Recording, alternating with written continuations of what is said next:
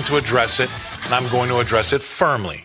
I did a story about it last week, and it has everything to do with food and fuel, right? Those are the two things that you need to take total control. And those are the very things that are always under attack when it comes to our farmers and ranchers.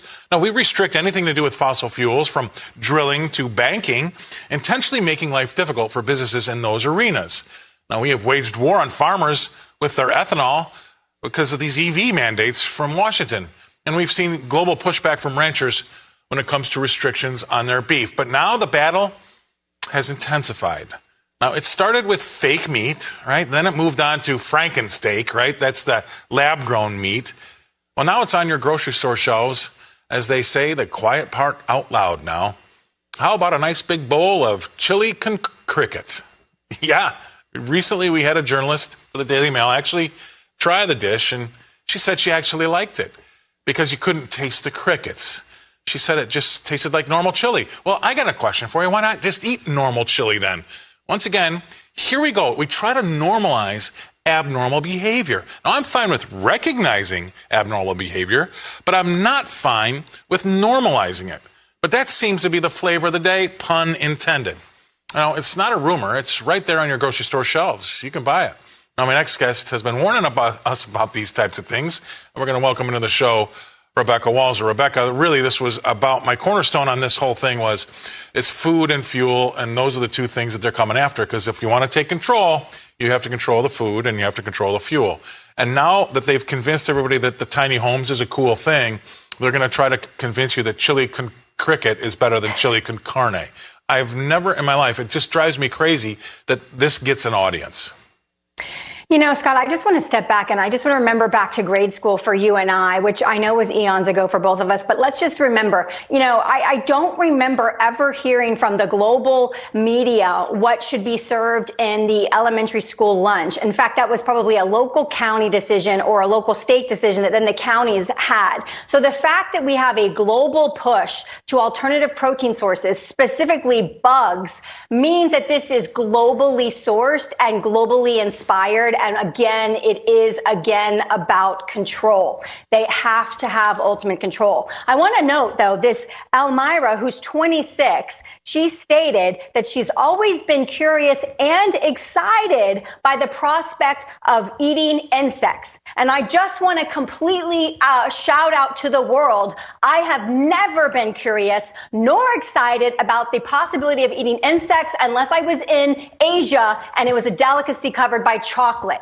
And that's it. You know, most people are not curious about replacing their chicken, beef, fish, or other protein sources for bugs. And if they do want to replace them, Scott, they're going to look at beans, legumes. They're going to look at all plant-based alternatives, not bugs. If you look at, I mean, you can Google this. Look at the diseases that fill crickets that are non-human DNA forming. I mean, there is something here. And if you're going to say, oh, well, it just gets all burned up in the process, how do we know that? How do we know it's nutritious? We're supposed to take this London journalist who's 28 years old and says she's always been curious. No, thank you. I'm not curious. And the world has got to stop accepting everything these globalists decide to come out with and push back and say enough is enough is enough. And if we get this WHO pandemic treaty to be passed next month, it's all bets are off and the world is off to the races to decide what we're going to eat. Because remember, if a global pandemic is declared, the WHO secretary basically gets to say the protocols that we all have to follow. And that can include stop eating and consuming protein that are sourced through beef or natural animal products. Which is absolutely insane. And like I said in my monologue, Rebecca, I don't mind recognizing abnormal behavior. That's fine. But I am not going to normalize abnormal behavior. And they keep shoving this thing down my throat, trying to make me, and it's not just crickets, it's everything else, right? It's men and female sports. All of these things that we all know to be abnormal are being shoved down our throats, and they're saying to us, no, it's normal, take it or leave it. And that's what I can't stand.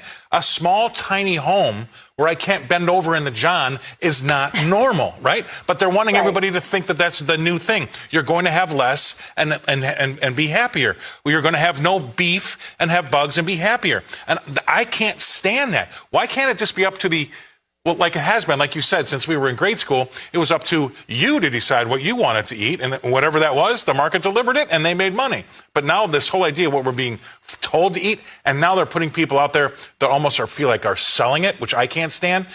If you liked it that much, why didn't you, because you couldn't taste crickets, why just not eat the regular stuff? I don't get it. Right.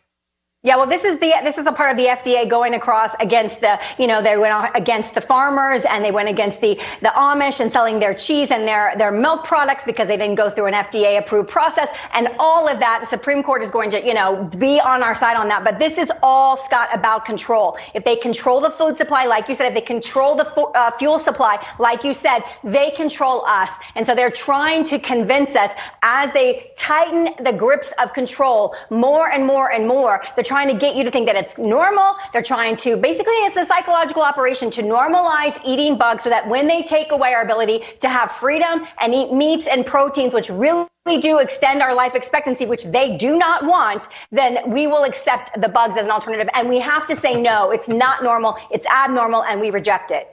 Everything, I 100% agree with. That's why I want to have you on for this segment, because there are like I said, there are so many other things out there that they're shoving down our throat, trying to make us normalize, which are abnormal. And not enough people, finally, we're having the Riley Gaineses of the world stand up and say, This is crazy. But I mean, to me, I never would have guessed this would have happened 5 years ago. And here we are even having a chat about it. It's ridiculous. All right. Thanks for being on. Perfect person to have on.